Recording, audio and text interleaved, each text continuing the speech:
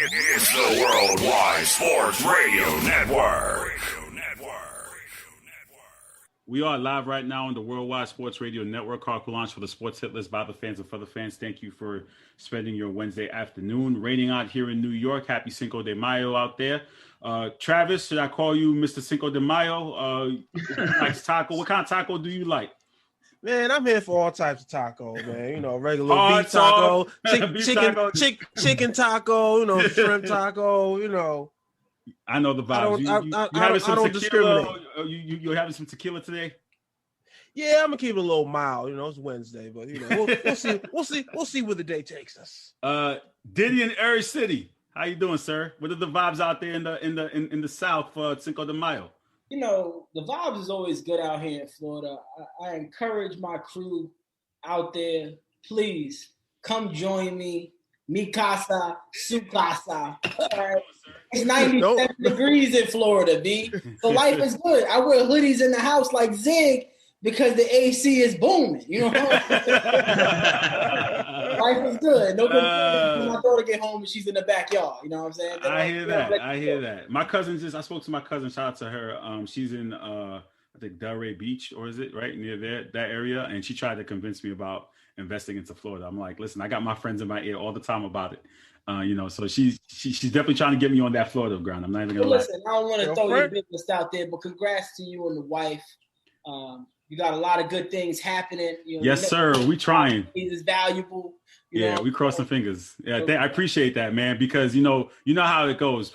Things are approved. You got to go through that whole process. I'm just waiting that once I sign the dotted line, I'm like, all right, I'm in. But right now, I'm just like, you know, it's looking good so far. We're almost there. So thank you. Chuck, sir, happy Cinco de Mayo. How you celebrating today? How's it going, sir?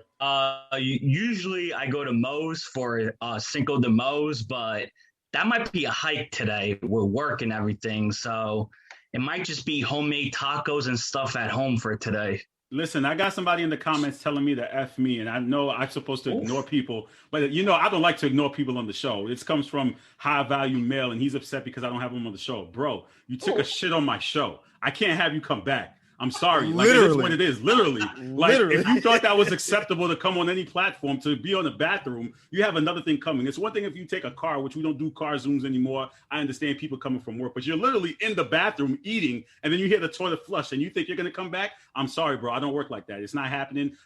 The executives, I've had a bunch of panel members tell me about it, that we can't have you back on. And until somebody votes you to get reinstated, you're not coming back on the live. So it is what it is. So you don't need to flood the comments and tell me F you. But I just had to address it. I don't ignore shit. It is what it is. So I'm going to call it like it is. You talking about the guy from the Bronx that's the Jimmy Butler catalyst? You talking about that guy? Yeah, that guy. Yeah. You got to call cursing on air. You know what's wrong. Call start cursing on the air. You know what I say. Don't come for me unless I send for you. It is what it is. You talking about the guy with the foggy glasses that was wearing a shower cap as PPE? You know that guy? Yeah. Listen, we know the vibes. As I tell Paul, listen, I got nothing but love for people. I give people opportunity, but don't come for me unless I send for you. It's simple. You know what I'm saying? You guys have been working with me for years. You know the vibes. You know how we do things, but don't think something happened that that we're gonna accept it because we didn't see it.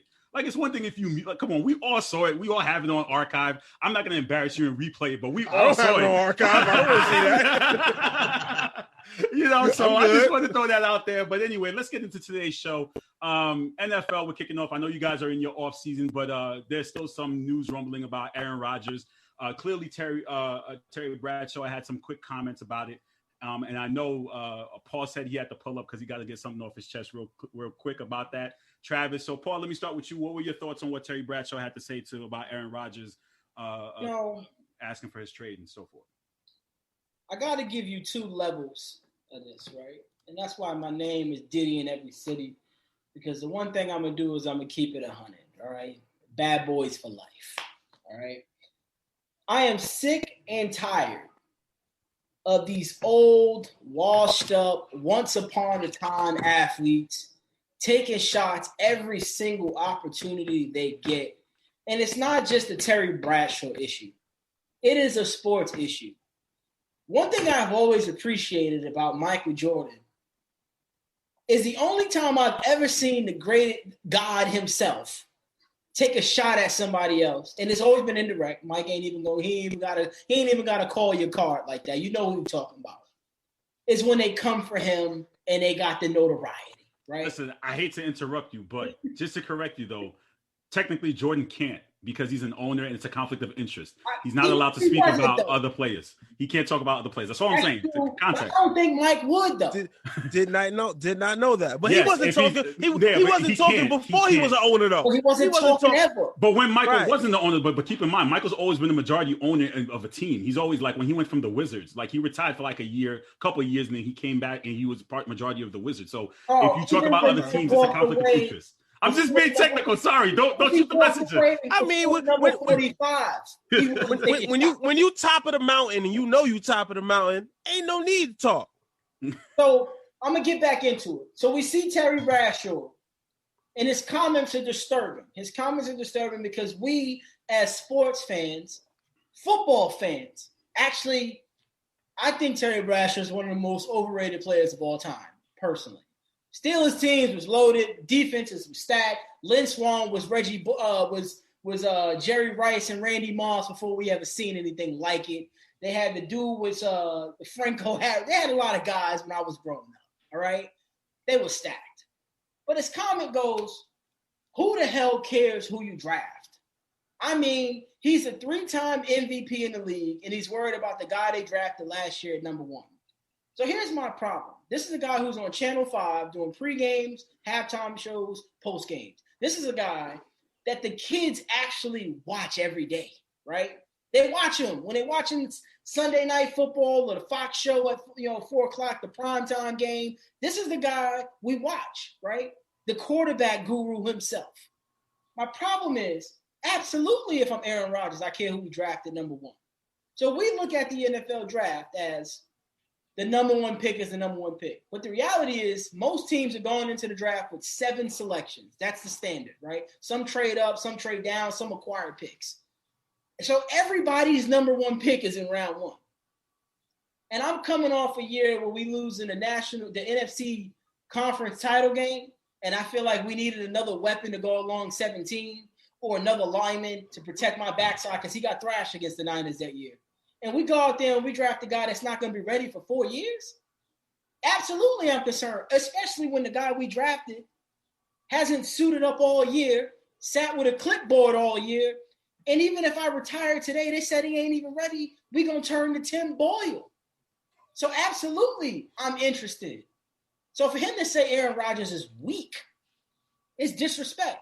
And the reason why I mentioned all sports is because I can't let my statement go without the sucker activity we've seen in the NBA from the great Dr. J, all right, Julius Erving. You don't go out there and make a comment like that about LeBron. Everybody's out here clout chasing. They just mention LeBron as clickbait. I know how the media works, Doc, all right? LeBron would have thrashed you in the 70s. He'll thrash your ass today. He'll take you down the court. He will dunk on your ass, and we will be celebrating about it. I'm tired of these old people, these grandfathers and these great-grandfathers in the sports. Bro, your time is up. We love you. You're an icon. Your jersey's in the rafters. Stop taking shots at the current stars of today's game about how you would have handled the pressure. I don't see Aaron Rodgers shooting back about him being an alcoholic and all the things he's done off the field. No one's ever said anything about that. The kids these days, my son will look up to Terry Bradshaw at 80 years old on Channel 5 and know that he was an alcoholic and a womanizer. But nobody's going to talk about that. We're talking about Aaron Rodgers being weak. Check this out, Terry. Aaron Rodgers is 10 times better than you ever were, athletically and metrically speaking. Sit down, take that stupid hat off your damn head, let A-Rod do him. And if he walks away, shout out to A-Rod, bro. He got enough money in the bank. Shout out to Jeopardy. That's all I can say. So does Paul speak for the entire panel? Can we move on? Because I think he basically summed it all up in his soliloquy this opening statement. I had a few more things to add to that, but let me just throw in there that I agree with a lot of what Paul said. It's simply, it's like, it's to the point where, like, and it's hard for me to say because at heart, I'm an old soul. I'm the grumpy old man type, but Terry Bradshaw, he was out here doing too much. It's to the point where it's like, what do you what do you really offer? Like, why are you really on TV at this point? Don't get me wrong. From an X's and O's standpoint, I'm pretty sure he has something to add because it's still the game of football. You know what I mean? But does he? I don't think he adds much on Fox, but I would assume from an X's and O's standpoint, he can add something to the conversation. But dude, you retired in like the 80s before I'm pretty sure any of us on this panel was born. I think he retired in like 84 or something like that.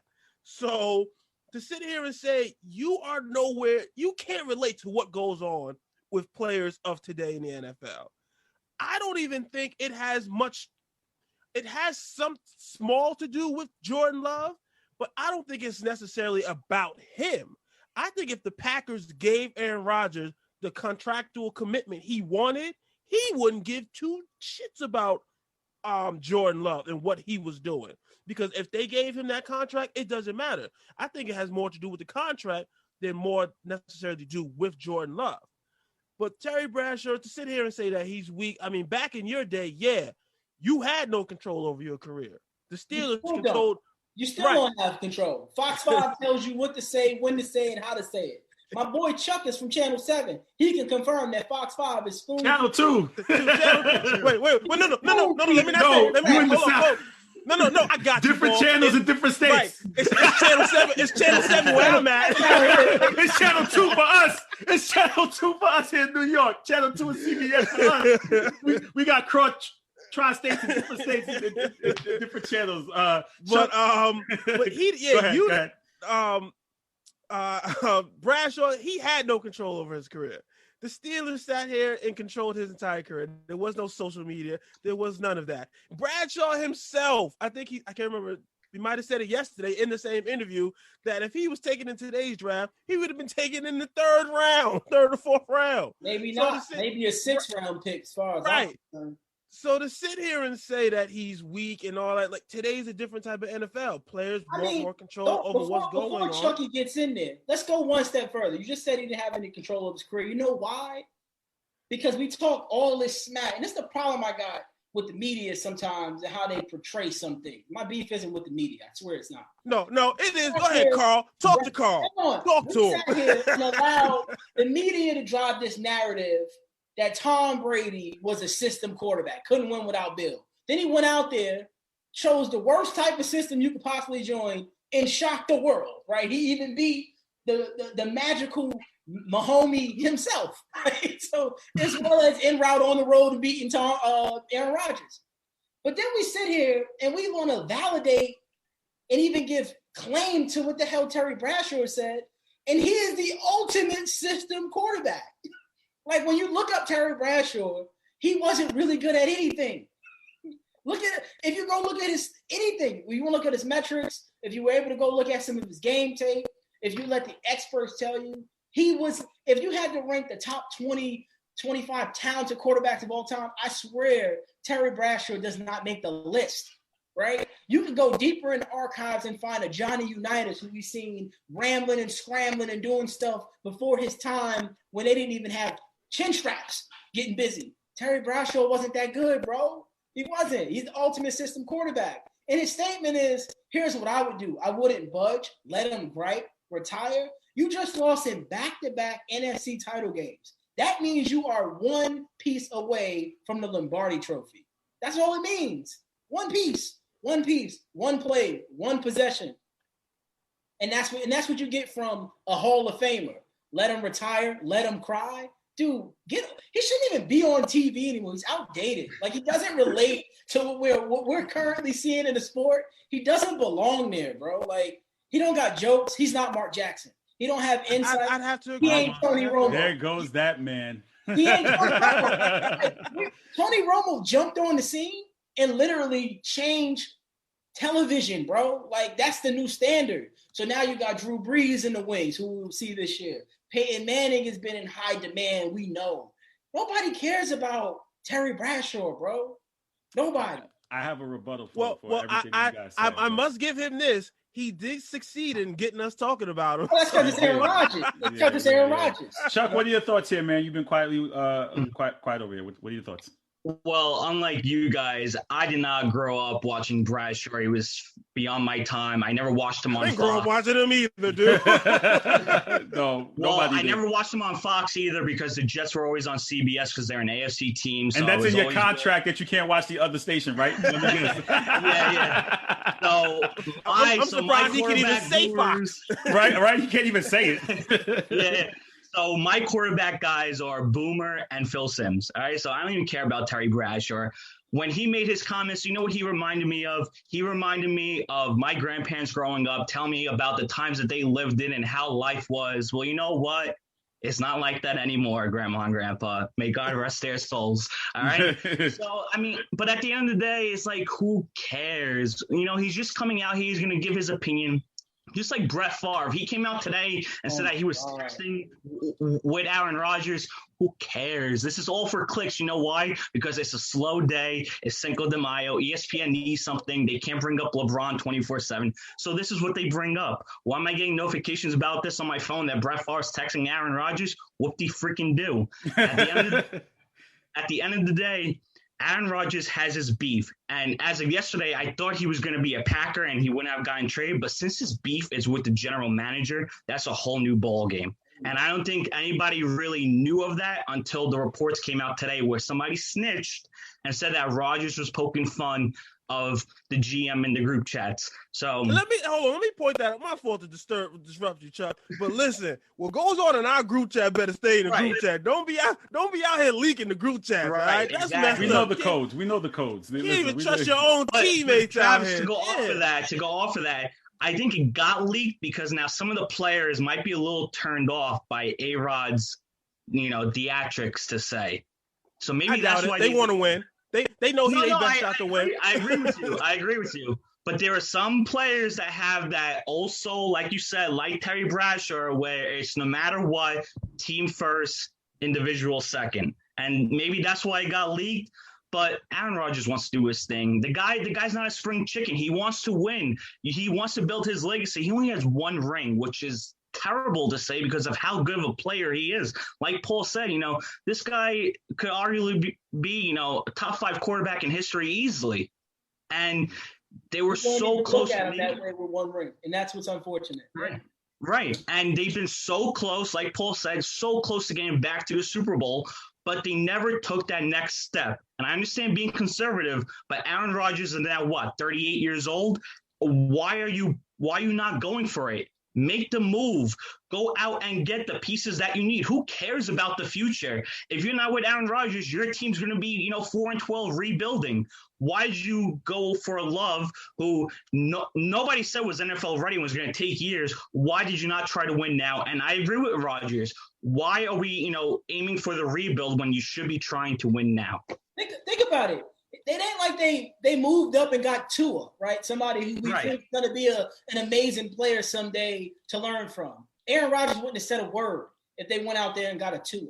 They went out there. He would have talked. He would have still been upset. But he would have respected the level of talent Tua was bringing to the table. They went out there and bought a project. And you know what you get with projects, Travis? I'm a parent. You fuck up. Right? We had crazy hat day. It was a joke. It looked cool because my son's cute, but it was a disaster. But you know what? It's the first time I did it. Next time, I'll be prepared. How many next times are we going to give the Green Bay Packers? It's been year after year after year. Well, I hate to somewhat defend the Packers. That's what you do. You're a system guy. I mean, but in their defense, this is what they do, because you got to understand it's Green Bay. Wait, Aaron Rodgers is a product of that. You know what I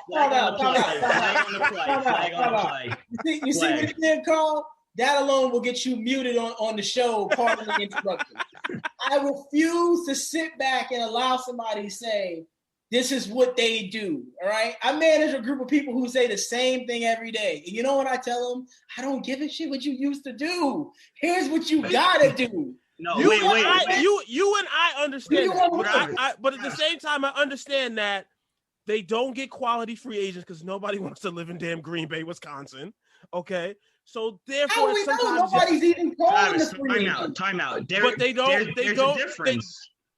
Go ahead. When the Packers took Rodgers was a surefire first-round talent. He might have even went number one before San Francisco took Alex Smith. Jordan Love was not a first-round talent in the draft. They could have held off. They could have held off for either. Some people had him rated as a late first-round quarterback, but No. I'll give you that. But it was still up in the air of what Jordan Love. We knew he was a project.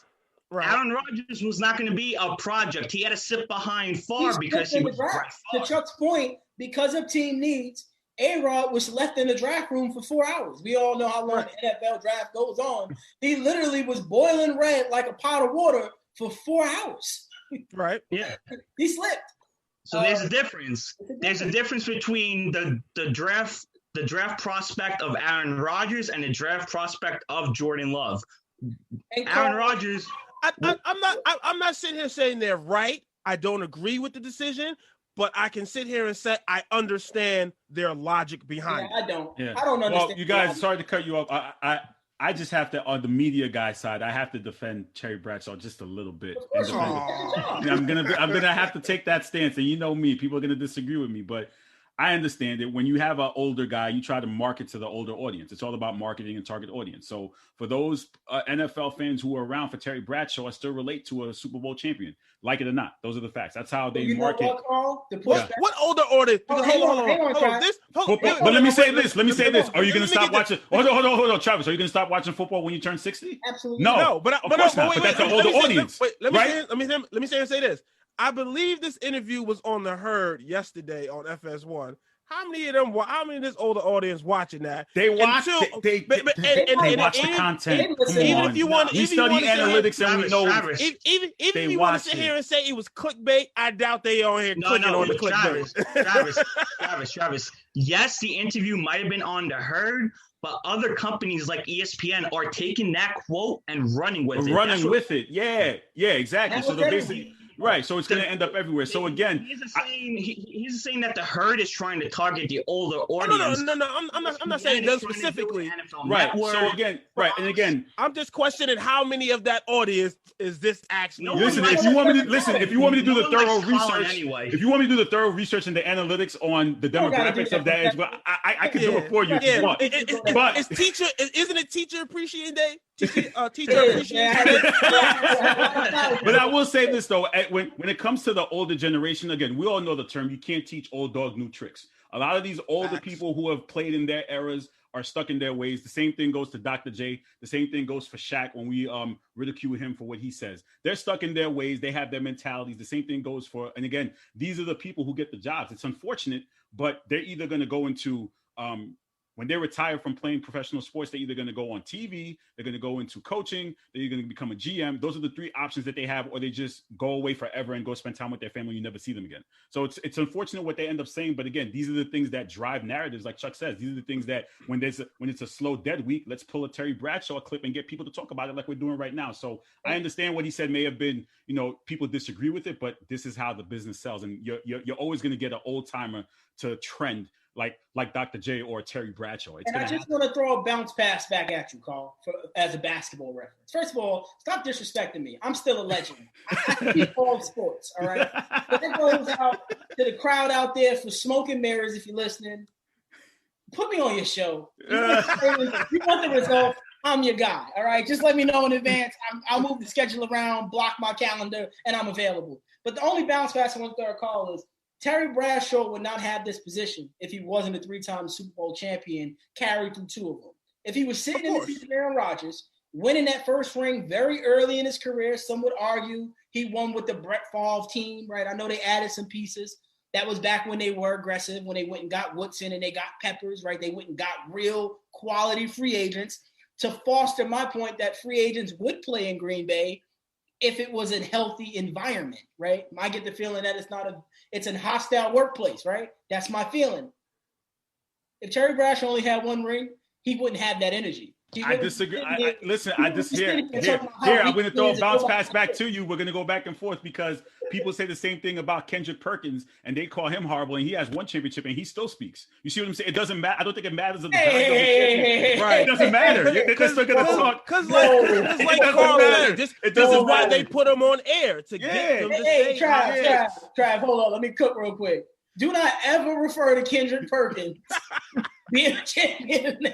He's a champion. He's on the back wall. Listen, don't you see champion too? Don't you see him right there? He's right there. He's a champion. He's right there. Solely on TV because he is a red flag. Because he's a champion. They love making people look stupid in the audience. Kendrick Perkins does not belong on national television.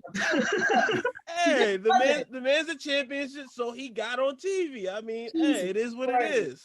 I mean, I ain't never see Shane Battier get a TV job. He got mad chips. All right, guys.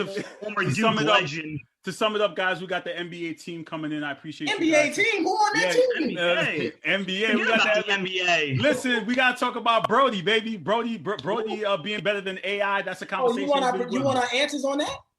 Well, listen, real quick before I bring them in, sure. If you guys could tell me real quick on Russell Westbrook and his accomplishment, I believe fourth season averaging a triple-double. That's the fourth consecutive season averaging that. And the conversation was about where do we rank him all time? Where does he fit in the all-time PG conversation? Quick thoughts, Paul. I can't give you a top 5 ranking of point guards. Russ is not in it. He would be in my distant 5, so I would say top 10. But to answer your question, if he's above AI, absolutely, hell no. I'm sure Mike Miller's on this next segment. He will say the same thing.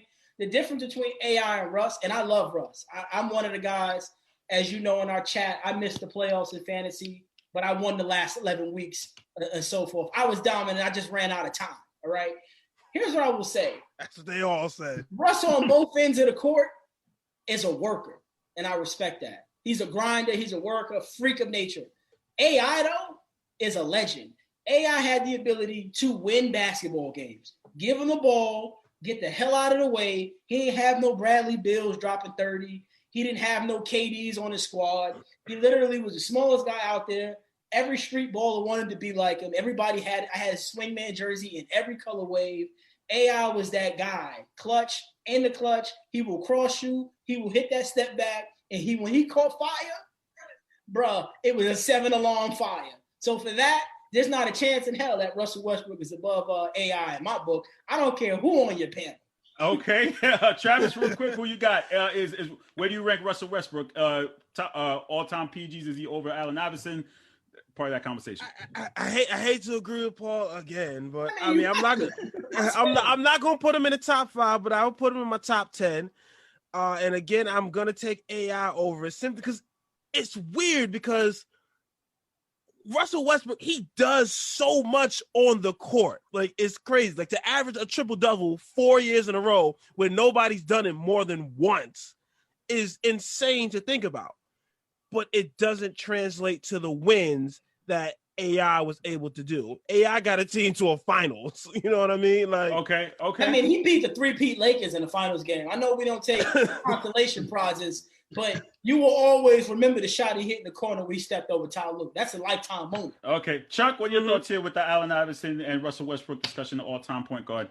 I won't put Russ in my, top 5, top 10 yet because his career is not finished. So I don't like to judge a player until they're done and I see his full scale of work. Credit to Russ, though. Averaging a triple-double is not easy at all. And to see him do it time in and time out is phenomenal. But Allen Iverson was the guy. Like, I was only 6 years old when the 2001 finals happened, right? If my math's correct. Damn, bro. I was already in high school. Oh, my God. Damn. Crazy. But I had the Allen Iverson jersey, like Paul said. I had the sneakers. I can't lie. I had Allen Iverson was just different. He was like the guy. He took a team full of, like, momos. Eric, come on, bro. And he took them to the finals. Like, Iverson was just different. Listen. Again, he was the answer. Listen, I have to give you the facts. To be fair, though, Allen Iverson did have a defensive player of the year, a coach of the year, and a sixth man on that 2001 team. Care. It does care. That matters. And Russell Westbrook had Kevin Durant and James Harden at one point. That does matter, though. He had James Harden twice. That does matter. I'm giving you the facts. You can't not be giving you the facts. And Russell Westbrook had Kevin Durant and he had James Harden at two different points in his career. So again, so it's an equal comparison because that team did make it to the James Harden? No. Because both hold on, wait, because they both made it to the finals and they lost. But we not? Let's talk about it though. But he never played. He never played with. Allen Iverson never had the talent that Russell Westbrook has had around him. Yo, you know what's funny, Carl? I don't think I've seen a team make the finals as bad as that Sixers team, with the exception of probably that Cavs first finals run where they got swept by Tim Duncan. B. Not many teams have made it that far with one man carrying the load, bro. And for a little guy to be the guy carrying the load is crazy. AI. I mean, they was running boxing ones against AI. And he was still dropping 50, bro. Like, ask Vince Carter about Allen Iverson. Ask him who he got in his top 5. Crazy. But but Carl, to go back to the point, we're discussing this because of something the Wizards head coach said. Like, what do you expect him to say? That, that Russ is bad? No, of course he's going to say he's good. The Wizards head coach made the statement. It wasn't like, like Stephen A or somebody said it. It was the Wizards head. What do you expect him to say at the end of the day? That Russell's bad and that, he's like top 10? No, of course he's going to go out and speak for his player. If Russ was on, let's say, the Jazz, I'm sure coach would have came out and said the same thing. It's all about, going out there and defending. Like, Carl, you're going to go out there and say that me, Travis, and Paul are your guys. Right? Absolutely. Better. So let me bring him as we transition. So we're gonna get the NFL. Oh shit, we got Falco. What's up? Yeah. That's Chris Brown. So we transition into the NBA team. You guys, thank you. I'll talk to you guys soon. And if any other topic comes up between now and I guess training camp, that's next for NFL, right? As we transition for the start of training camp and into the season, we'll start doing some previews. But if anything else doesn't pop up, you guys enjoy the rest of your. All right, fellas, yo, Mike, hold it down for AI, B. I know they're gonna try to get crazy out here. Hold it down. Hold it down. Already know. Wow. You know that. Really, you're not gonna respect AI? And come on, I mean, I get it, but at the same time, come on. We shouldn't be talking about AI in this conversation. You're not a point guard. Right. That's fair. All right, you guys take care. You are watching the Sports Hitlers by the fans and for the fans. I am bringing in the NBA squad, the NBA team. Pastor, Mr. Mike Miller, how you doing, sir? Yo, what's up, family? Oh, my youngin's in here. Mr. Brandon Falco from the Falco Takeaway. How you doing, sir? Carl, thanks for having me again. Yeah. And we have the president of the Laker Nation Brooklyn division, Mr. Anthony Magic Mullen, reigning defending. I'm him. Don't stop flexing when you're that small. Stop flexing when you're that small. NBA champion. So don't flex.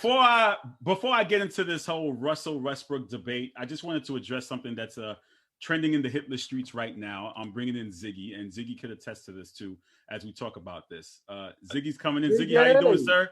Yo, what's going on? I love the shirt, my brother. I love it, man.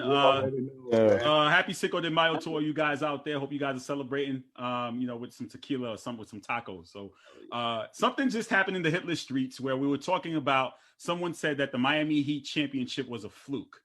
And I had to address it. I knew you were going to do that. You knew I was going to do that. So I just basically had to bring to front guard. And I want to know, why as sports fans do we try to diminish accomplishments? And we have to stop doing this. And a lot of times people will sit here and they talk about the Miami Heat and they say, well, it was a bubble run. And this is the circumstances. Nobody predicted that COVID was going to happen. No one predicted that the pandemic was going to happen.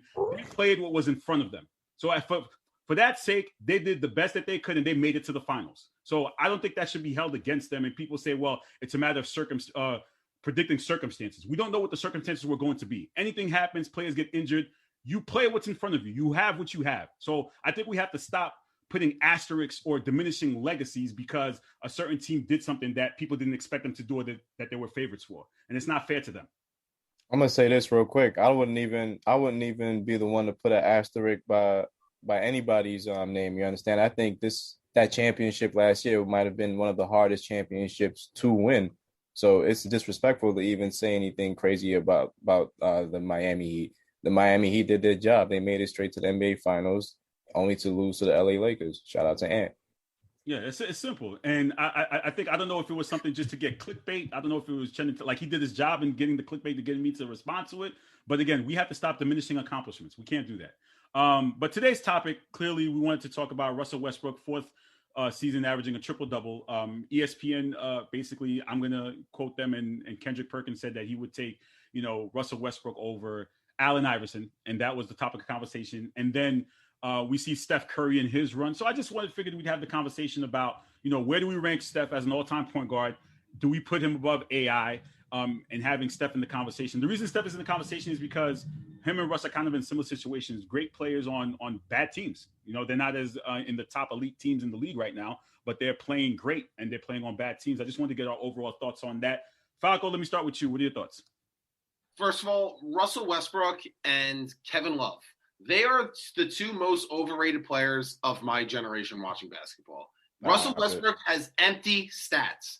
They don't lead to wins. He's not efficient. He turns the ball over. He takes bad shots. And taking bad shots and forcing shots that are not his strength is not helping him. Russell Westbrook at times tries to think he's Steph Curry launching threes. He tries to overshoot that pull-up mid-range. He's at his best when he's attacking the rim and facilitating. That's when he's super effective.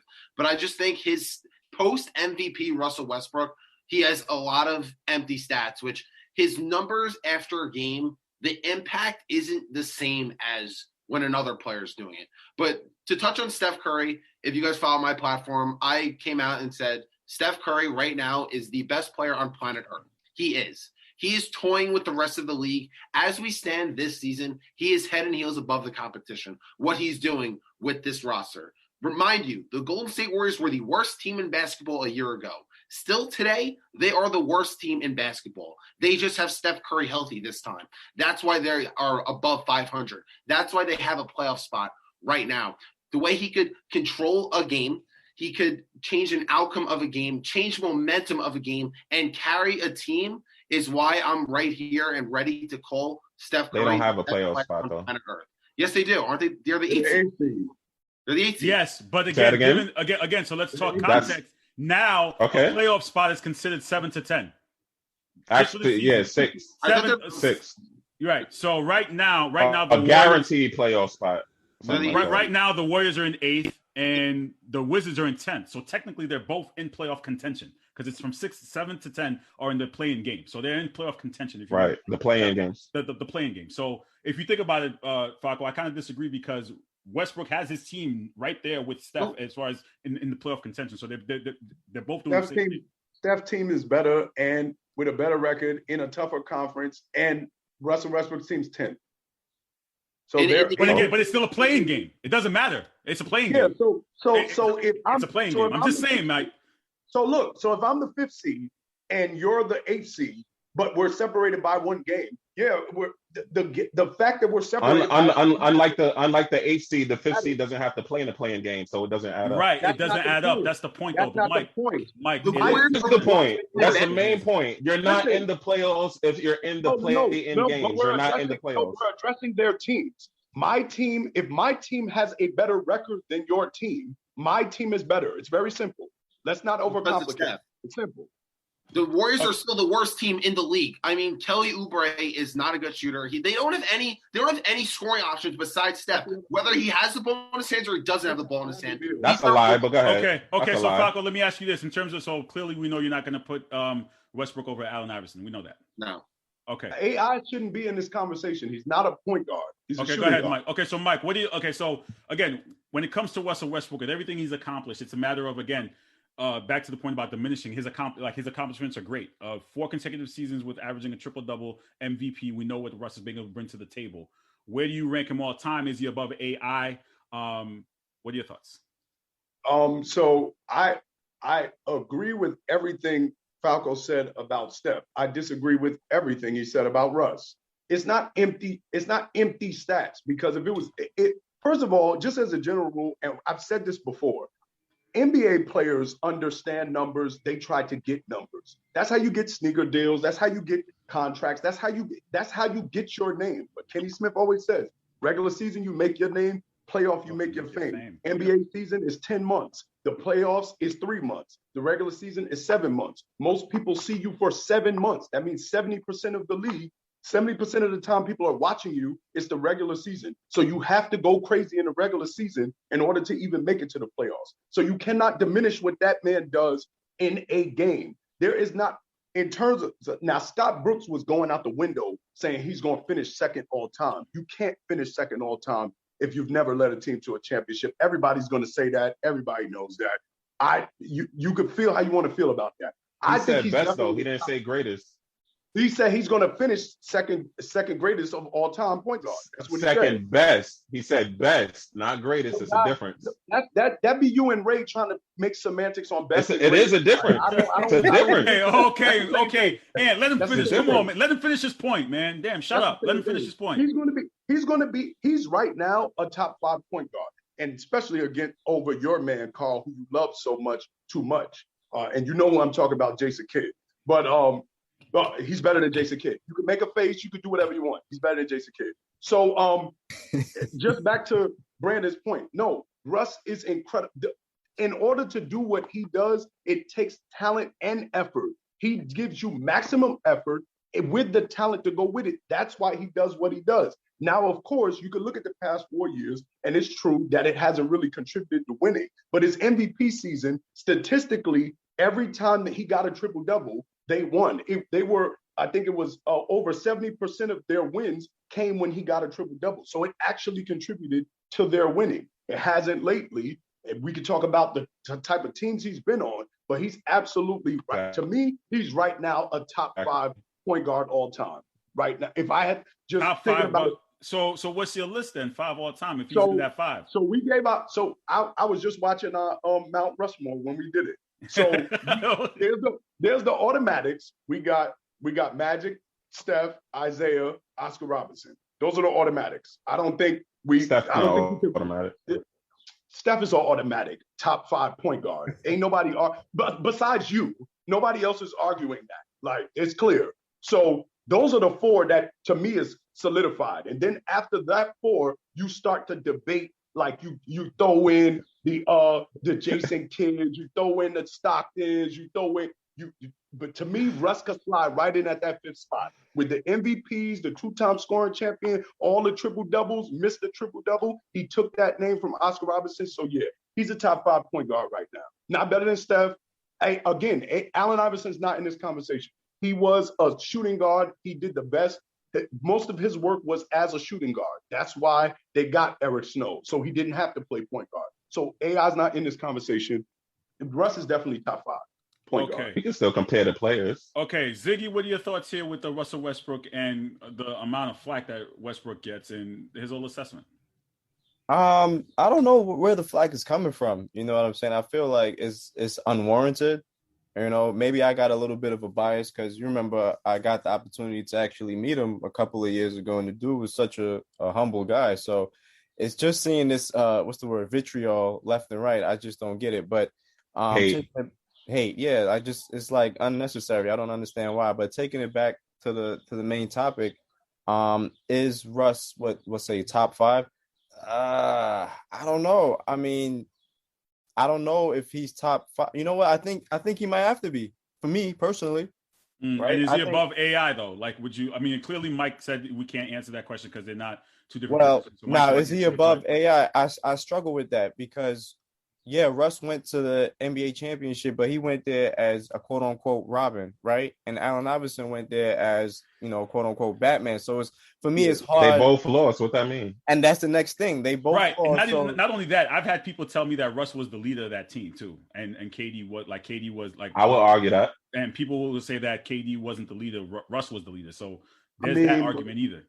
But leader, I guess a lot of times when we give the credit to the leader of the team, we really a lot of times we're talking about the best player on the team. Right. So though Russell Westbrook may have been the emotional leader, like Draymond's the emotional leader of the Warriors. He ain't the best player. He ain't the reason they go to the finals.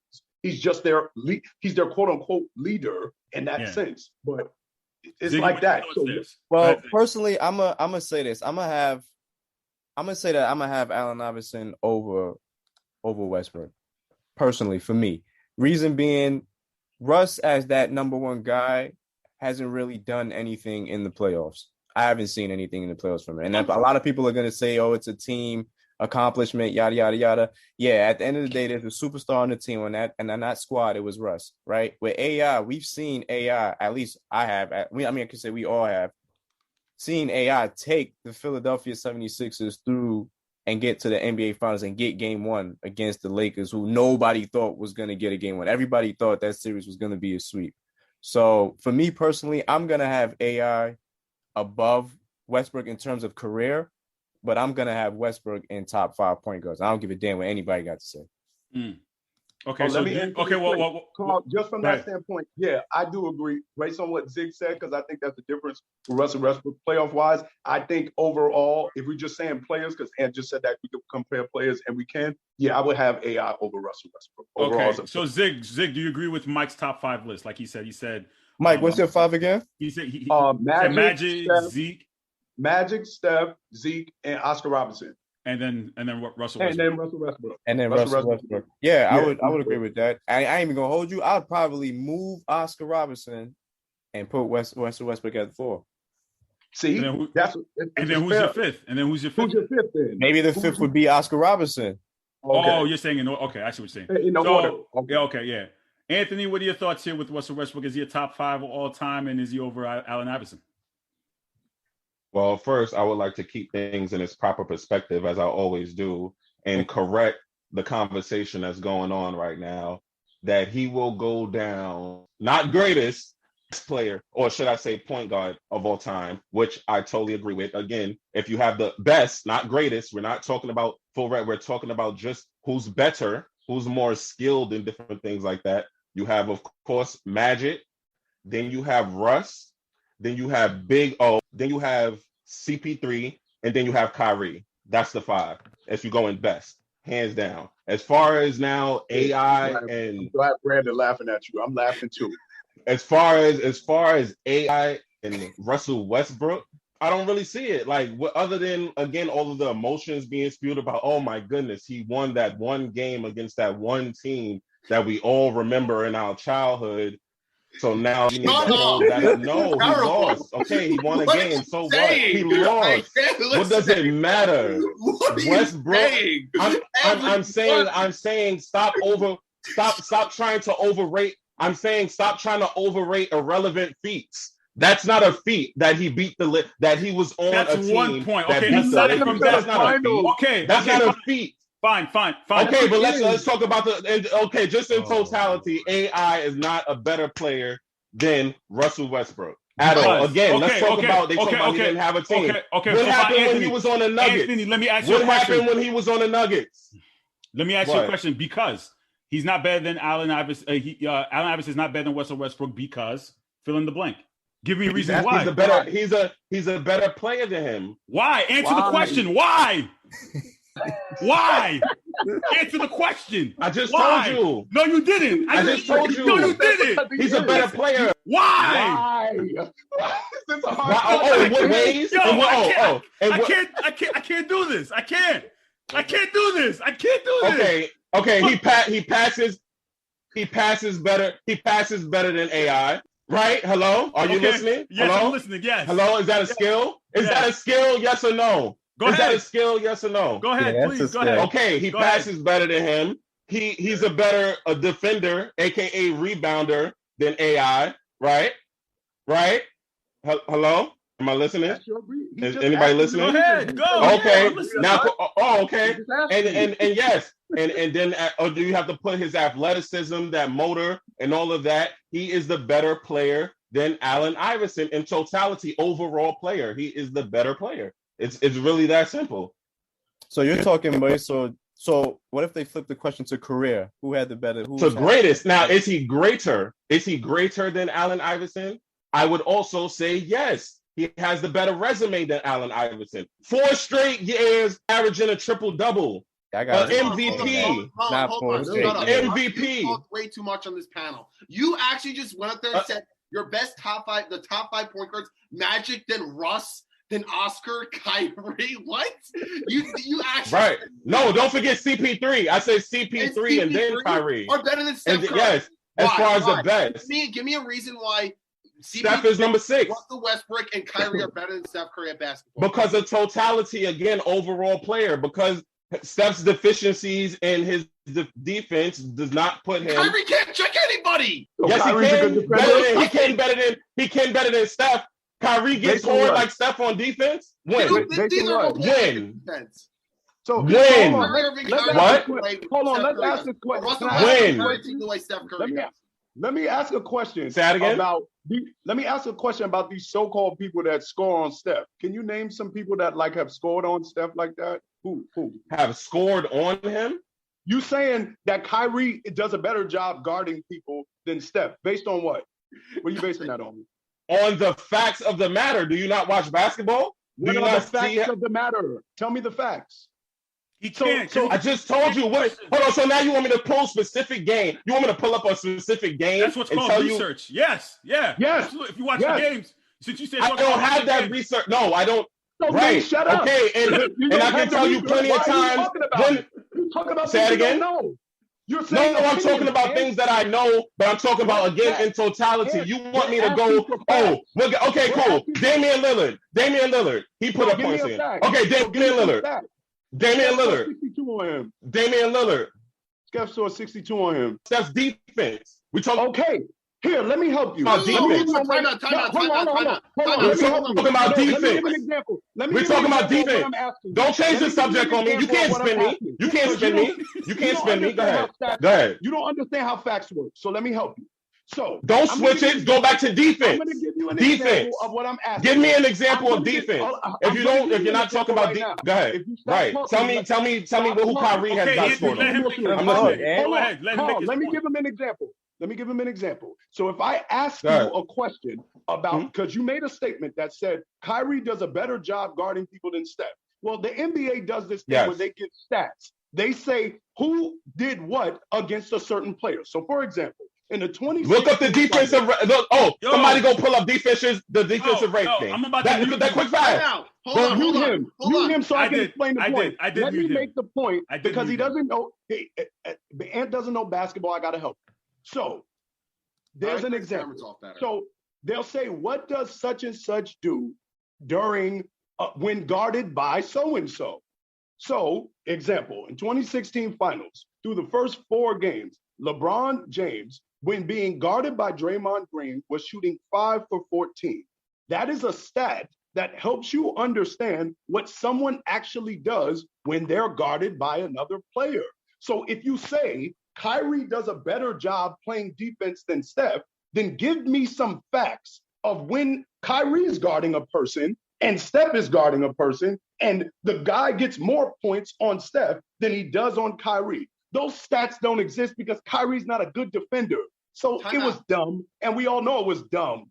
And don't be knowing what he's talking about. Hold on. Since when do we evaluate offense and defense in basketball, especially from the point guard position, equally? When do we? Never. The name of the game is put the ball in the basket. Amen. Okay, Ziggy, you've been pretty quiet there, so I muted him and he disappeared for a quick second. We needed that break. I know he'll be back. Ziggy, what are your thoughts here with Ant's premise? Kyrie Irving is a career 16.9. You went to go look at the stats. He's a career. Yes, exactly. No, so you want the numbers? No, you wanted the facts. No, don't get mad now. You wanted the facts. Kyrie Irving is a career 16.9 in defensive win shares, while Steph is like a 29 point something. Who cares? If you have a higher number, higher number. I just proved my point. You just said he wasn't a better defender.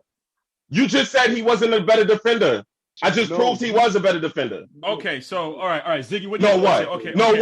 I just proved he was a better defender. Anthony, no what? Anthony, just bring it down a notch. Ziggy, what are your thoughts? No, did I just not? He wanted stats. Now ask Mike. I just told him stats. Now tell me, what does he have to say about that? Why is Steph a whole 10 points higher in defensive win share? Why? What about defensive efficiency? Than Kyrie. If he's such a better we're getting off the top. The topic is Westbrook, and we completely shifted it to talk about Kyrie and Steph. Ziggy, I think Kyrie is now like Ron Artest, I guess.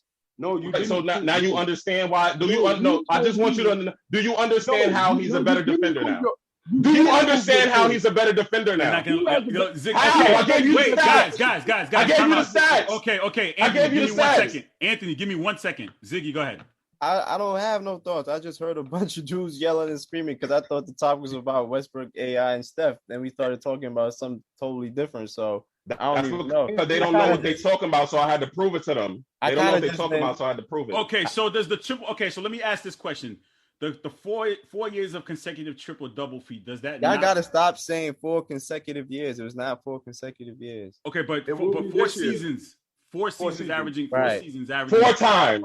4 times. Does that trump what Allen Iverson to did me, again? And Anthony brings up. You know what? I'm gonna right. And if we're assessing Allen Iverson's career, he did play for Denver. He did play for Detroit. So we're looking at the let me go first because I'm always the with first Carmelo, Chauncey Billups. Yo, I think it's possible that Westbrook is better than AI. I think so. I think so personally. Reason being for me, and I had to think back to it while y'all was sitting there arguing.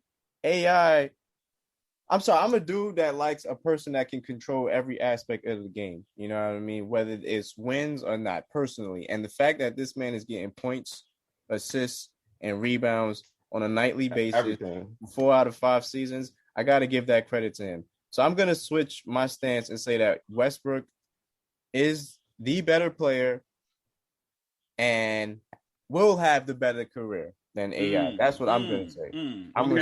Okay. So Mike, so Mike, when we talk about, does Anthony have a point when sometimes we neglect, and I think it's fair to say, what's going around.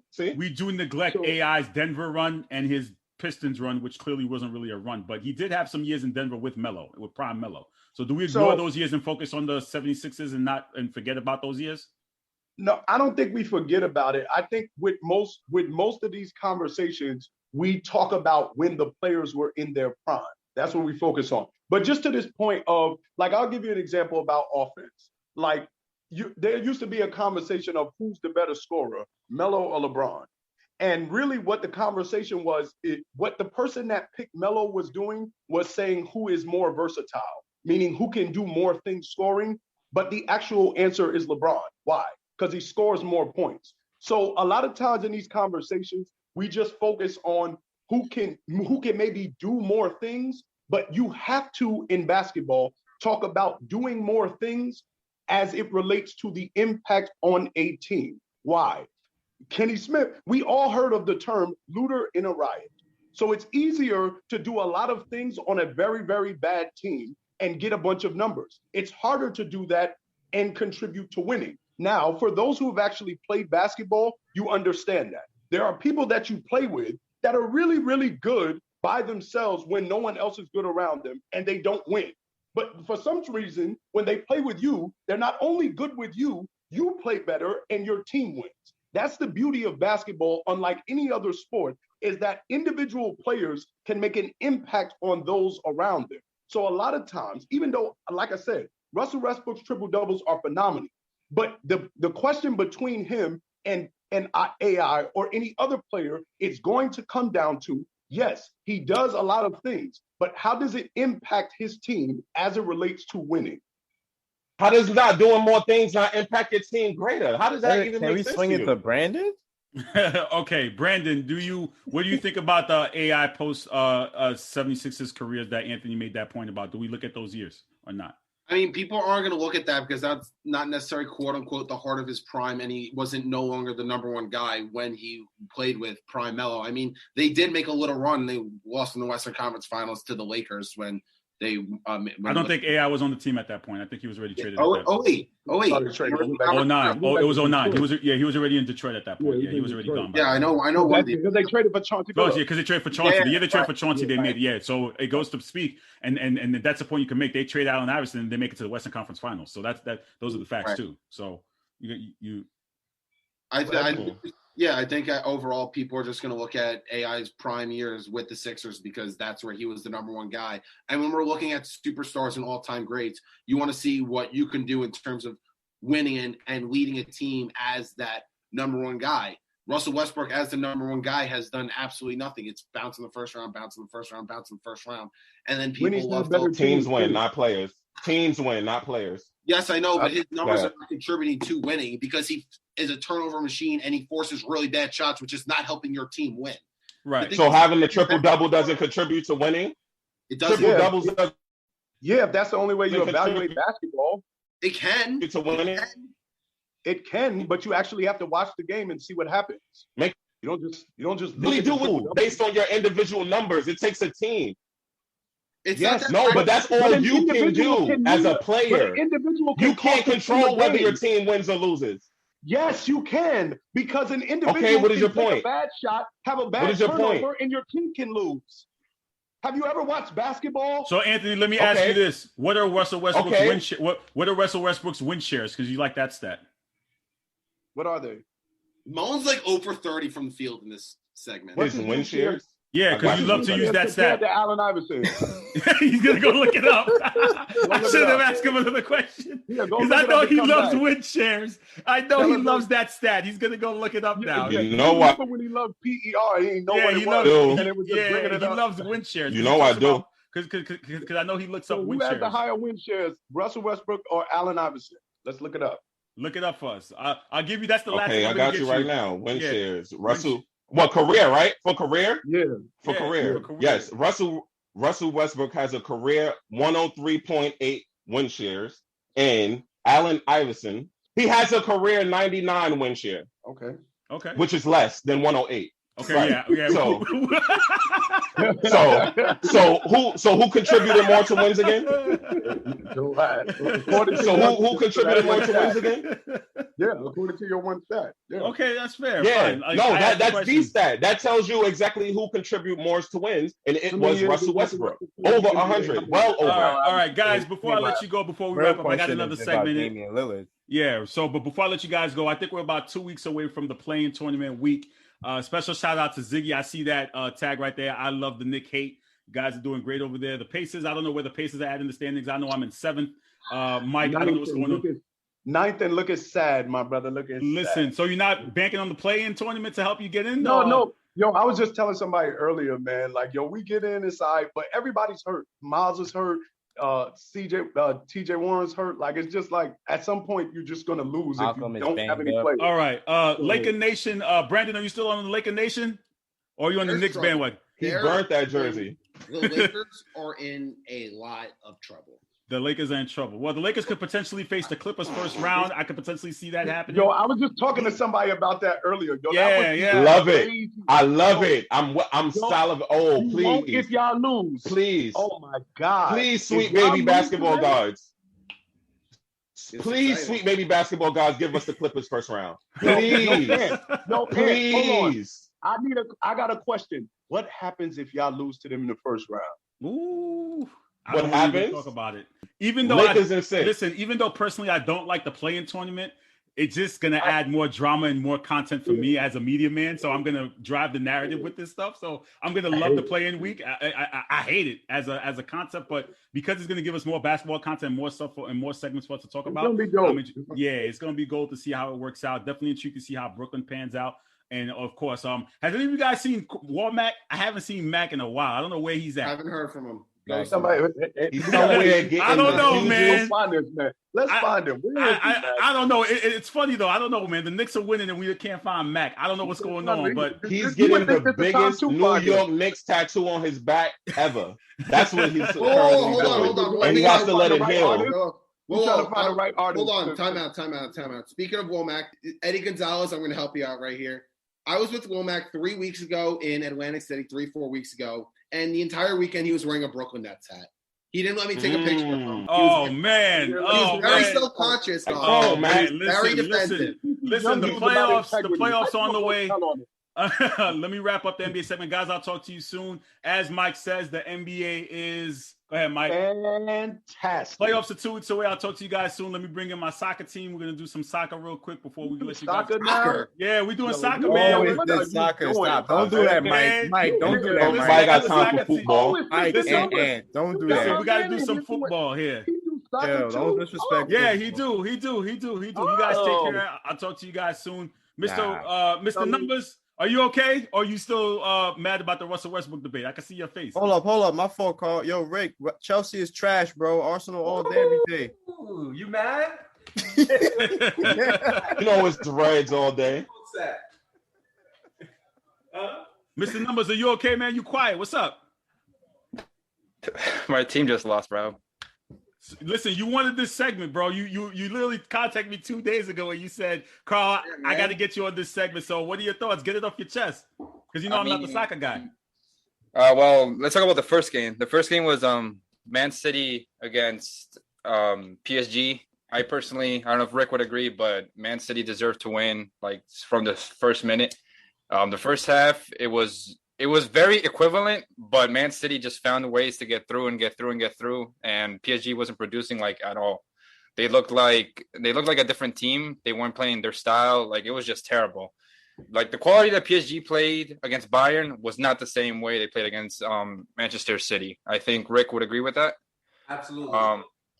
Their goalkeeper, Keylor Navas, he was amazing. He was 1-1 against Bayern. He looked like Jesus out there, like literally reincarnated as a goalkeeper.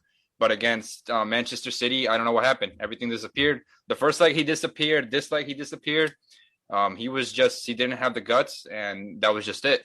Today, we deserve to lose. We deserve to lose by 4, 5, 6 goals. We weren't. The Chelsea manager, Tuchel, he planned the game out perfectly, and everything went in his favor. I genuinely don't think we deserve to win. We did deserve to score, but Mendy, again, he's been a clutch ever since he took Kepa's spot, who was the goalkeeper before him. He deserved to be the man of the match. And Mason Mount ran all over us. Kante was once again proving why he's the best defensive center midfielder in the world. And congrats to Chelsea for making the final. That's all I got to say. Rick, what are your comments on the games? Yeah, man, I'll start off with today's game. I think for me, and I was mentioning in the chat, man, I love what Mendy was doing out there, man. He was all over that box. He was on point today. Madrid had some opportunities early on. They looked really good right out the gate, and I thought they was going to be giving Chelsea some trouble. But like I said, man, Mendy made a couple of really great saves. Even on that first goal came right after, a huge save and pushing down the field almost immediately. So Madrid was down. They weren't at full strength. We know that. So that's always going to be kind of like a caveat too. But, everybody deals with injuries and dudes out of shape and out of form and whatnot. But, I mean, I like what I saw from the Chelsea side, man. I mean, these kids continue to kill it. We already knew getting that away goal was going to be huge because, since Tuchel took over, they haven't been giving up too much goals at home. You know what I mean? So to know that they had an away goal in the bag going back to Stamford Bridge was massive for them, So definitely like what I saw. It was a really good game, and Chelsea just really kind of was able to put themselves over the top. As far as PSG and Man City goes, man, hit the nail on the head, man. It's so unfortunate to see the type of form that PSG was in against Bayern after the final last year and losing to Bayern and kind of exercising those demons this year and beating them in the semi, riding that wave and to come in and be so flat in both legs. I mean, they didn't really show up in either leg. Now they had times where they looked good and they were kind of sharp, but then, a couple of huge lapses, giving up some really bonehead goals, you know what I mean? To really just blow the entire leg away, both on each side, you know what I mean? So I didn't like what I saw from them from an attitude perspective. There was no sense of urgency. I mean, it was bad. Andres, I'm going to tell you, Mike really thought something was wrong. He was he just texted me. He goes, "Is Andres okay?" I'm like, his team just lost. He's like, he thought something was really wrong because he could tell by your demeanor, So, I got a lot of personal shit going on, but it's not important, so it's okay. Hope everything's okay, my brother. We're here for you, man, no matter what. Uni, can you hear us? Are you in, man? Can you hear us? I don't know if you can hear us. Uni can't hear us.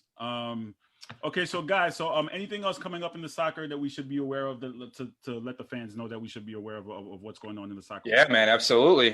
We get an all-English final for the second time in 3 years. That's going to be May 29th. So the problem with football is the casuals, they only like the World Cup. And the World Cup is the best sporting event in the world, better than the NBA Finals. I'm a casual. That's me. Hello. But you enjoy watching it, right? I do. I do watch the World Cup. I do watch it just to fill in there. Absolutely. And plus, I got my dad when I was growing up. you'd hear my dad downstairs at 4:00 in the morning screaming "goal," and you're like, "Oh, what's going on?" You know, he's watching the game. You already know the vibes, you know. So I definitely feel you guys on that. So we got the Copa America coming up, which is the biggest tournament for South American teams. We got the Euro Cup coming up, which is the biggest tournament for Euro teams. We got the Gold Cup, which is the biggest tournament for like the United States, Mexico, El Salvador, Honduras, basically like the North America, Central America, South America region. We got the UCL final, May 29th. Like I said, that's Saturday. It's going to be a great game.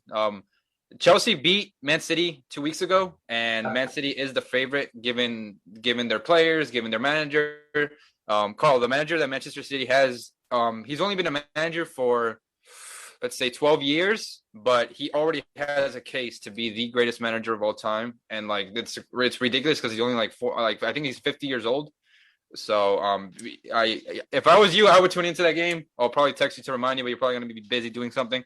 Then tomorrow, just remind me for sure. I definitely absolutely I'll try tuning.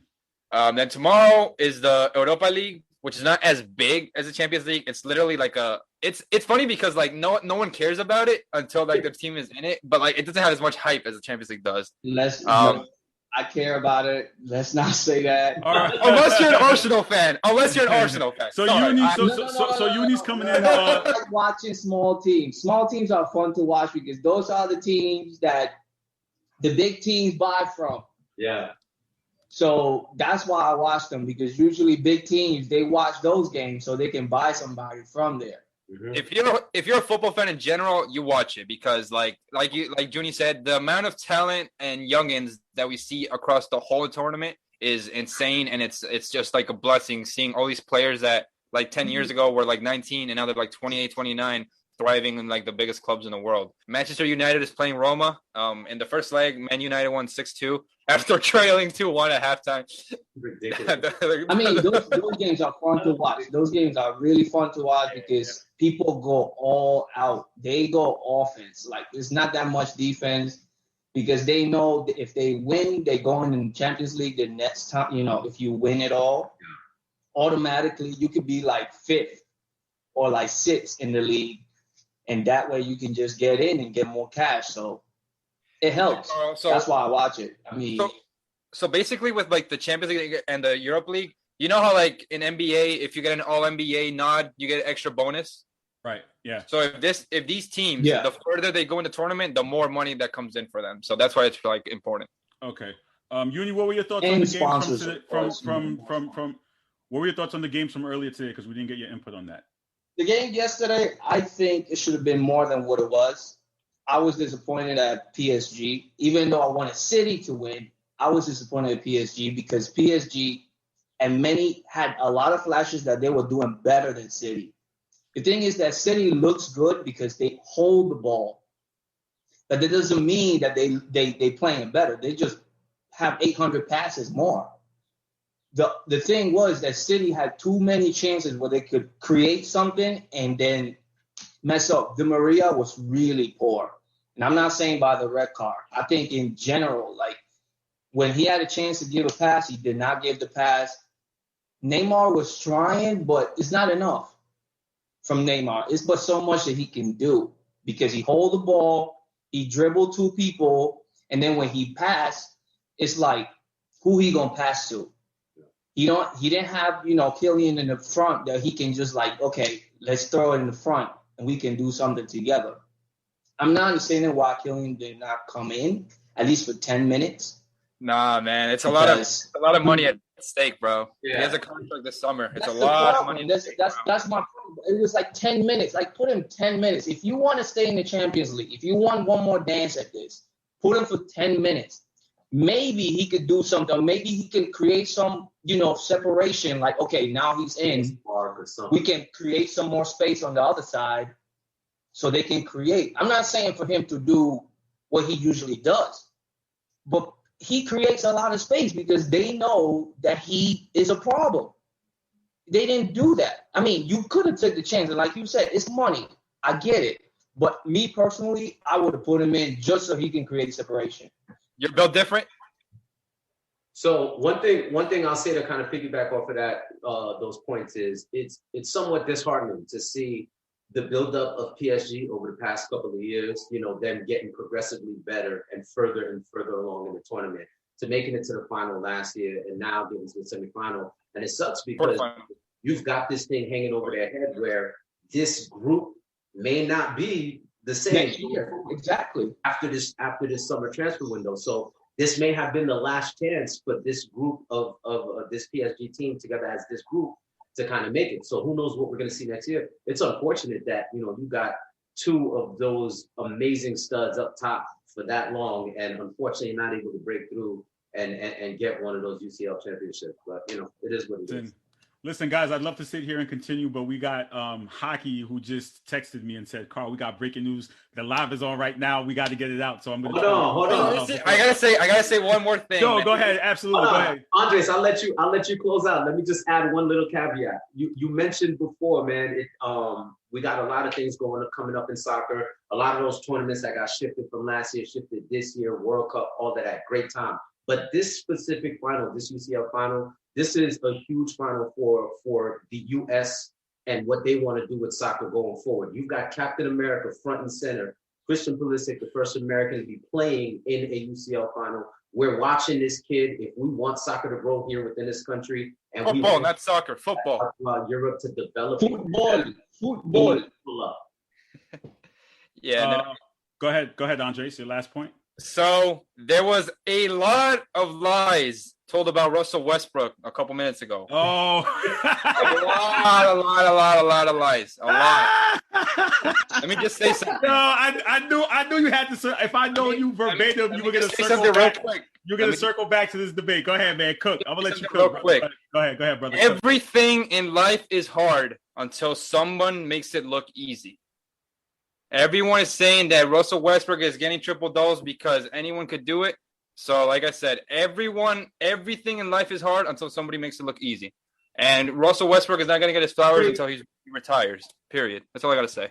Oh, and the second thing is Steph Curry is a top 10 player of all time and a top 2 point guard of all time. Not top 5, not top 3, top 2. That's all I got to say. Get it off your chest. Tell him why you mad, Andre. Tell him why you mad, son. Tell him why you mad.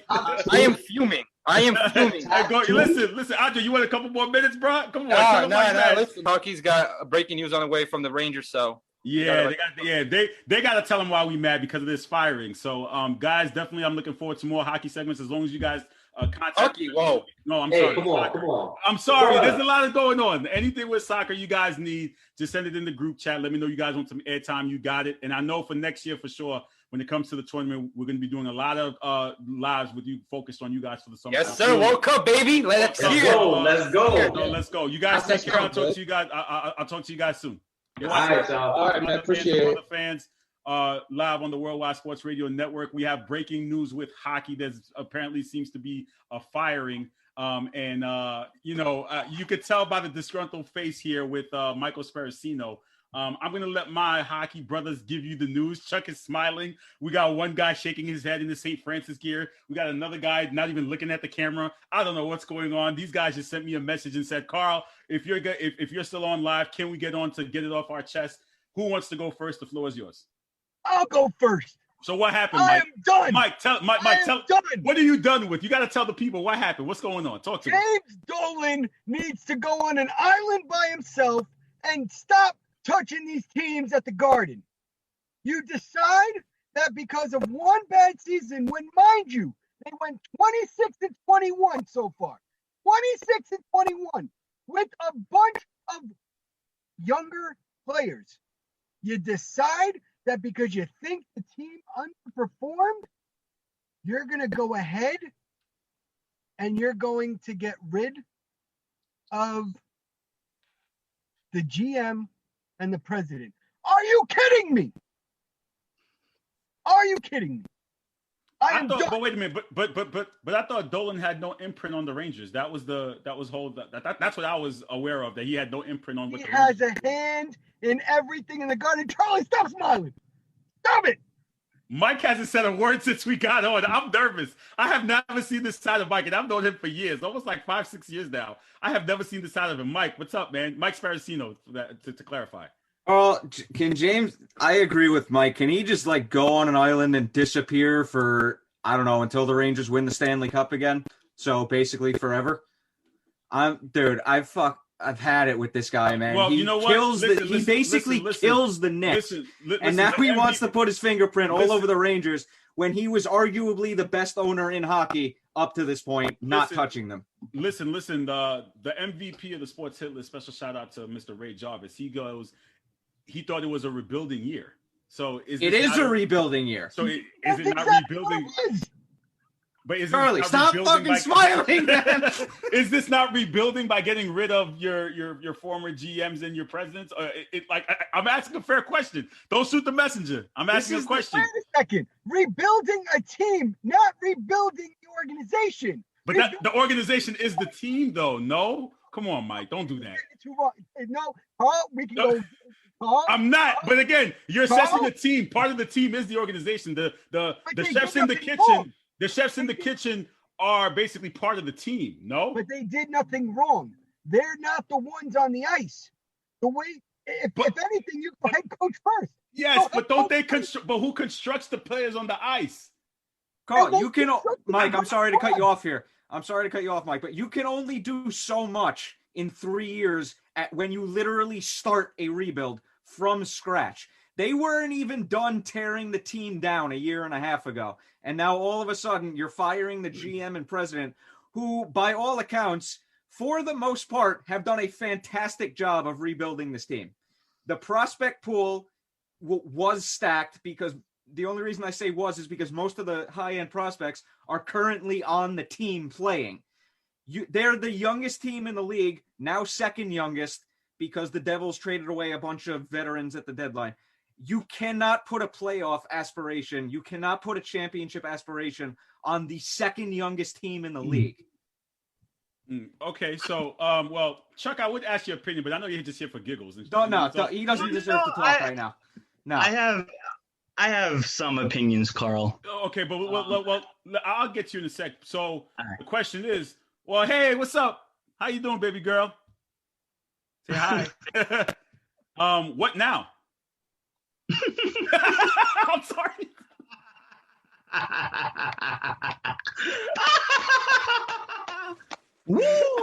I'm sorry. I'm looking for a weapon right now. What now? What now? I mean, we're clearly like the season's almost over. So what now, right? Or the season is over, right? At this point, it's for the Rangers. It basically is. Yeah. So what now, Mike? What now? Whichever Mike wants to answer. Floor is yours, Mike. I think he's muted. I don't think he heard me. Mike, can you hear me? Mike, you're muted. All right, he's on mute, so I'll talk. Carl, I don't know. Like this whole Mike, season. Okay, Mike Phillips, what now? Can you hear me? Supposedly, we got Messier at the top of our list. We're gonna see what happens with that. Drury's gonna supposedly coming back, taking over as the GM. I don't know. I mean, listen, Drury is a good choice at GM. Don't get me wrong on that. He did a good stuff with Hartford. He's done good with the young staff. But when it comes to everything else, I got some issues with it. With Mark Messier as the president, I don't know how I feel about that. Sparacino, what's next? I don't know. Like I just said, they just fired the two guys responsible for the rebuild going as good as it was going. They just hired John Davidson 2 years ago after not being with the Rangers for years. Former player, former goalie, one of the most respected executives across the entire league. And then you fire the GM too, who was, like I said, was doing a wonderful job. But here's my biggest problem with this. You fire the president and the GM, but you don't fire the head coach, who's the main person responsible for how the team shows up every night, whether they're playing good or bad. He's the main person who's motivating the team going onto the ice every night. They've proven against good teams that they are simply not a good team. And you fire the two people who are not around the team 24/7, who are not around the locker room, the players 24/7.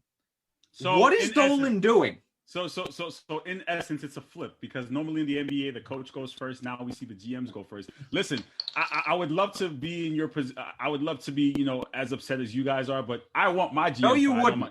You would not want to be this upset. Well, not upset. I would be happy if they fired Danny Ainge tomorrow. I'd be walking down Elmont and just chanting for joy if that happened. Chuck, what are your thoughts here with what happened realistically, not unbiasedly? Well, first off, I might have to be Mike Sparacino's arch nemesis right now.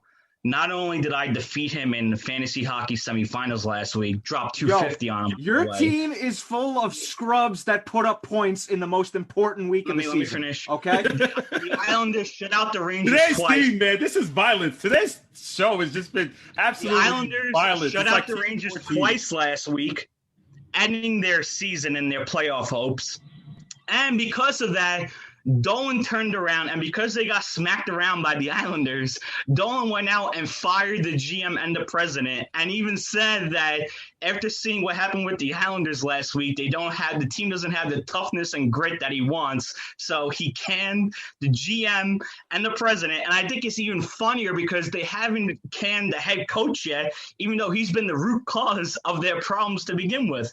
It's hilarious. Like, as an Islander fan, this is hilarious because don't for the Islanders. Well, let me ask. Well, you know what? Let me ask this. I'm going to ask this to Mike Phillips, because Mike Phillips, I think, is the only one to answer this question. Mike, you ready? Mike, you're on I'm mute. here. I'm okay. here. So, are you sacrificing the Rangers for the Knicks? Is that what's going on right here at the Garden? Are you sacrificing the love of the Rangers because the Knicks are winning? And the Rangers clearly just made you upset, but the Knicks are doing great. I'm not sacrificing anything. I've been ride or die with the Knicks, and I've been ride or die with the Rangers, and I will continue to do that. What I won't be doing is I won't be sitting in those stands giving James Dolan my money, entering that Garden until he is gone. I am so tired of this. I am tired of this. It's the same story, and Dolan is the one that has his hand in it. Well, you know He what, is Chuck? Thanos. You know He what, is Chuck? Thanos. I'm going to throw you an alley. Something's coming on the Cross Island Parkway. If you want to catch the Rangers play, you don't want to go to the Garden, come to Elmont, baby. You can come to Elmont and catch us play the week. Listen, Mike, we could get some subs on 237. We can show you right there on Belmont, on Hempstead Turnpike. Any day of the week, I'm going to do – Carl, I'm gonna do my wrestling promo right now. But any day of the week, you and Chuck versus me and Mike, we'll take you down in a tag team. I don't care. I don't care. We're coming for you. Wait a minute. You just said you're not going to give Dolan your money. So come to the new arena in Elmont Park. Come watch your Rangers play. That's why I never saw them in Brooklyn. That's what you said. Carl. Go ahead. I'm going to play the devil's advocate with 2 points real quick. Number one, when the Rangers had their hopes of making the playoffs after they, walked through the Devils and the Sabres, and they finally played real teams again, you saw that this was not a team that could beat playoff-ready teams. And that's on the GM, by all means. And because of that, once they signed Artemi Panarin, you advance the stage in your rebuild. When you give a guy $11.5 million, which is very, very high in the hockey world, once you give that, you want to win now. Panarin is 29. You're not waiting for these young kids to develop anymore. You're making moves to finish the rebuild and start competing. And that's what the Rangers failed to do. If they wanted to sit back and let the kids develop and whatnot, that should have been their get-go. But because they thought they were going to be smart and stick it to the Islanders and sign Panarin from under them, now they enhanced their rebuild. They also gave Trouba $8 million a year. I think he's like 28 or whatever. They were starting to come out of that rebuild. And because they didn't make the playoffs last year with Panarin or this year with Panarin, and now he's going to be 30, now it's kind of like, now we have to take that next step. And they got embarrassed by Tom Wilson, who is a degenerate, on TV the other day when he punched Buchnevich and then he injured Panarin. They got embarrassed, and because the team does not have any grit or toughness to stand up to him, and I hope they do so tonight, that's when Dolan decided to pull the plug. It was a little weird that there's only 3 games left, that Dolan didn't wait, but I think this is why Dolan took that step, because they made the moves to become a win-now team. Well, not a win-now team, but a team that should compete in the playoffs, and because they haven't scratched the surface, Dolan wants to move on. Okay. Well, guys, real talk though, maybe there's something going on internally that we don't know about. I mean, the news is pretty fresh, so I guess keep track of it over the next couple of days, and possibly there was something that we didn't know which led to the firings. Maybe they're not getting along with Dolan. Maybe there's something going on that we may not be aware about. Chuck when he came out with, when Chuck gave this as breaking news, Chuck did tell us that he thought maybe it was about the Tom Wilson statement and the Ranger statement towards it. I think there's a combination of a lot of things, and I don't think James Dolan likes the yes man. And I don't know if Davidson and Gordon were being the yes men that James Dolan wants.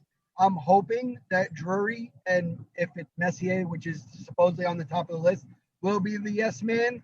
I hope they won't be. I hope they're going to go against him and try to build a contender their way and not the Dolan way, because Dolan only sees the green. He does not see a true franchise. He has not ever seen a true franchise in the Knicks and the Rangers.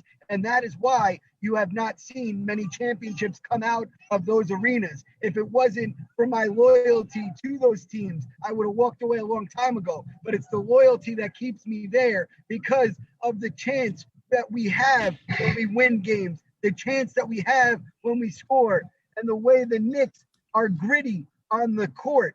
That's why I'm still a fan. It's not because of James Dolan and his nonsense. Mike just looked like Carl just looked like he lost his dog. Damn, man. Air hug, bro. Air hug, man. I'm sorry. Carl, what's up? What's up, Chuck? I got breaking news that just dropped about 10 minutes ago. Kenny Albert will be the play-by-play guy for the Stanley Cup on TNT. Oh, because they're going to TNT next year, right? Yeah. So, wow. Okay. So Kenny Albert will be the play-by-play guy. Marv Albert's son. So you guys are going to ESPN, and the NHL's going to ESPN and TNT next year, right? Right. So it's basically a split thing. So I think Turner has the secondary rights, and they're going to split. It's basically like what they do with the NBA in a sense. Yeah. Right. But I'm curious though. Is this may hurt though? The Stanley Cup was on NBC, right? NBC, yeah. And now it's being moved to TNT, right? Yeah, it's going to be split between ESPN and TNT. I think every other year Turner gets it, if I'm not mistaken. But again, but here's to the point though, and here's a quick thing, just realizing it. Every major out of the four major sports, all the four major sports championship series or rounds or games are on broadcast TV. Why would the NHL want to move to cable, which is a paid, as opposed to free, which is broadcast? Because of the money. There's got to be a contract on the under the. You get right, but Mike, you get more ratings. No, broadcast. But I think they're trying to build the cable system. Okay. I think what they're trying to do is they're trying to reach a new audience in all of this, because now they got in their contract with Turner, they got things with HBO Max. They got it with Bleacher Report to like stream games and everything. So it's trying to, get the content out there to a broader audience. No, I get that. Listen, I understand that. I'm just saying, I don't think out of the four major sports, a France championship has been played on cable. Like normally, it's always on like the NBA Finals is on ABC. That's broadcast. The Super Bowl is on NBC, CBS, or Fox, which is broadcast. The World Series is always on Fox, which is broadcast, and the Stanley Cup is always on NBC, which is broadcast. I would love to see it help out, but it's just going against. I know it is weird. It is weird. It's going against media morals to have your championship on cable.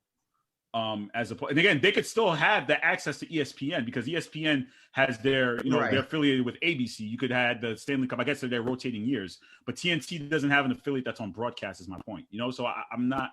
I had to do a little bit more research to figure out why they did that and why is that Well, I think I believe NBC pulled out their offer to become the secondary holder of the rights.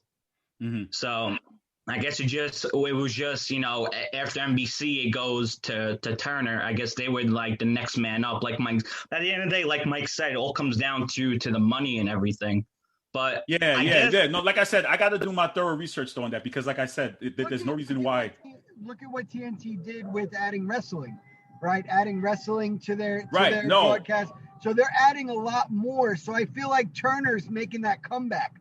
He's trying to figure out how to manipulate the market, and that's why he's making these large contracts. No, right. Like I said, I have no issue with them going to TNT. I just have an issue with the Stanley Cup being on cable because you're trying to broaden your audience. You want to be able to get people who don't, and it's hard to believe there are people out there who still don't pay for cable who still have access to broadcast. And when you have broadcast, it's free, so you're not paying for it. So why would you move your primary finals to cable only? Well, I think another reason is that, like you just said, people aren't paying for cable anymore. Everybody's on like Hulu, Amazon, so everything's becoming like streaming now. Right. And now there are like more and more people that I talk to, and they're like, I have no cable. All I do is they have an Alexa, they have an Amazon Fire Cube, they have a stick, whatever the hell they have, and that's how they get their content. So I guess by having it also on the Bleacher Report app and whatnot, and HBO Max, I guess that's going to be their next step for the people who don't have, I guess cable.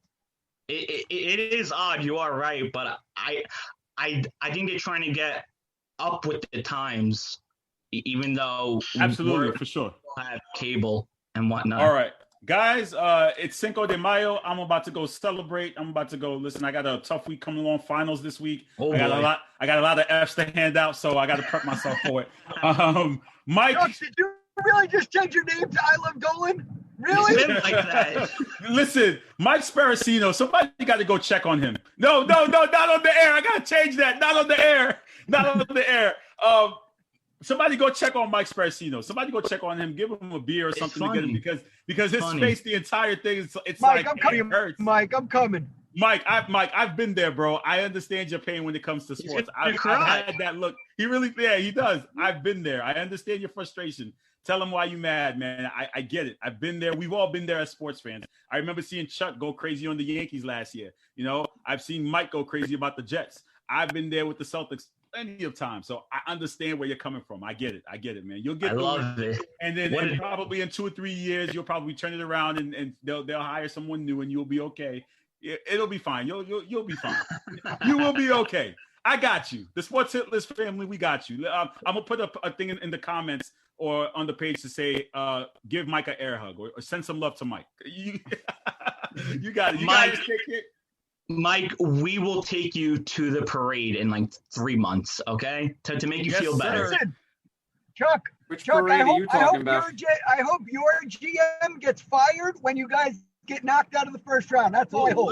Lou's not going nowhere. I mean, I'll go to the parade of you guys getting knocked out in the first round. Listen, that parade will be on Hempstead Turnpike. We know the vibes. I'm pulling up in my Honda. We're gonna have some fun. Trust me. And you guys can join us if you want to. VIP access because it's in my town. So if you guys want VIP access to that parade, I know the back streets how to get to the route of the parade. So let me know. And we're in there. Your people, call my people. You guys take care. Please make sure you like, share, comment, subscribe to all the Hit List content. The B Show is coming to you tomorrow at 5 o'clock. Please make sure you check it out with the missus. You also have Smoke and Mirrors on at 1 o'clock on Fridays and Mondays and Fridays. Spread love to the Worldwide Sports Radio Network for all their content. Check out the website. Please make sure you download the app, worldwidesportsradionetwork.com, and go to the app and you could listen to us and watch our shows and all the content and all the lovely shows that they have, weekly content throughout. And talk to you guys soon. Take care. Mike, it's going to be okay, man. Oh, I better hope so, or else my sanity's really going to go away. Everyone take care. Enjoy the rest of the Wednesday. God bless. It's the Worldwide Sports Radio Network.